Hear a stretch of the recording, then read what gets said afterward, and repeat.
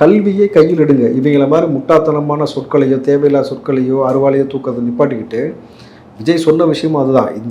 இந்த ரெண்டு பேரும் வலியுறுத்துவது மாணவ பிள்ளைகளை அரசியல் பழகு, அரசியல் பழவா, கல்வியை கையில் எடு. இதை எடுத்தேன்னா என்ன ஆவ? நீ நாளைக்கு இந்த அரசாங்கத்தை வழிநடத்தக்கூடிய மிக முக்கியமான பொறுப்பில் நின்று உட்கார பண்ணும் பொழுது இதை பறைசாற்றுறாங்க. இந்த விஷயத்தை புரிஞ்சுக்காம ஆதவர்ஜினா வச்ச ஒரு கோரிக்கை விஜயிடம் வேகவேலுக்கு போங்க.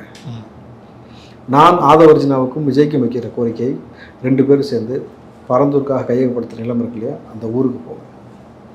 நீங்கள் அங்கே போய் உட்காருங்க. ஏன்னா நீங்கள் உதயநிதி கிடையாது 500 பேர் கூட வராமல் இருக்கிறதுக்கு. விஜய் நீங்கள் போனீங்கன்னாக்கா 5 லட்சத்துல 10 லட்சம் பேர் வருவாங்க. அந்த அரசியல் மாற்றத்தை நடத்தணும். நீங்கள் திமுககாரன் பொது வெளியில் வரலன்றீங்களா, விஜய் வருவார்.